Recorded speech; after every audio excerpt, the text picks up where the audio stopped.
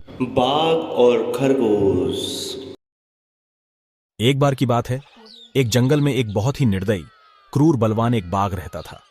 उसको अपने शक्ति पर बहुत घमंड था, इसीलिए वो जंगल के जानवरों को मारकर खा जाता था। वो हर रोज कई जानवरों का शिकार करता था। जंगल के सारे जानवर उससे परेशान थे। एक बार सारे जानवरों ने एक जगह इकट्ठा होकर एक उपाय सोचा कि क्यों ना हम सभी मिलकर बाघ से बात करते हैं। सभी मिलकर बाघ के पास जाते हैं।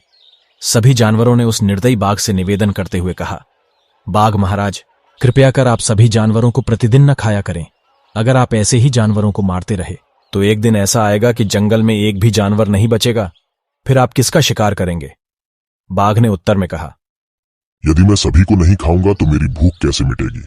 मैं भूख से मर जाऊंगा। तभी सारे जानवर बोल पड़े कि कृपया कर आप सभी को ना खाया करो। हम में से हर रोज एक जानवर आपके पास आया करेगा, जिसे खाकर आप अपनी भूख मिटा लीजिएगा। बाघ शर्त मंजूर कर लेता है। इसके बाद से हर रोज कोई एक जानवर जिसका नंबर होता था वह शेर के पास खुद जाता था और बाघ उसे खाकर अपनी भूख मिटा लेता था। प्रतिदिन के अनुसार एक दिन खरगोश की बारी आई थी। खरगोश ने सोचा, आज मृत्यु निश्चित है, क्यों ना आराम से जाया जाए। खरगोश सारे जंगल में घूमता हुआ जा रहा था। तभी उसे एक कुआं दिखा। कुआं देखते ही उसके मन में एक उपाय आया और वो बाघ के पास पहुंचता है। बाघ खरगोश को देर से आता देख बहुत जोर से गरजते हुए बोला, अरे नीच, एक तो तू इतना छोटा है कि तुझे खाकर मेरी भूख ना मिटे, और फिर तू इतनी देर से आया है। आज मैं सारे जंगल के जानवरों को खा जाऊंगा। खरगोश बोला, महाराज, इसमें मेरी कोई गलती नहीं है। मुझे रास्ते में एक दूसरे बाघ ने रोक लिया था। हम 5 खरगोश थे, जिसमें से वो 4 को खा गया। मैं किसी तरह उससे बचकर आया हूँ।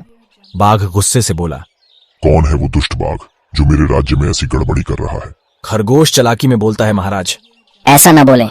वह बाघ बहुत दुष्ट और शक्तिशाली है। वह आपके साथ मुझे भी खा जाएगा। आप उसके पास जाने की हिम्मत भी मत करना। शेर गुस्से में लाल होकर खरगोश से दूसरे बाघ के पास उसे ले जाने के लिए बोलता है। खरगोश बाघ को एक कुएं के पास ले जाता है जो उसने रास्ते से आते हुए देखा था। वहां ले जाकर खरगोश बोला, महाराज, इस कुएं के अंदर ही वह बाघ रहता है। बाघ ने कुएं में देखा तो उसे अपनी ही परछाई दिखाई दी। अपनी परछाई देख उसने समझा कि कुएं में सचमुच ही कोई दूसरा बाघ है। वह जोर से गरजता है।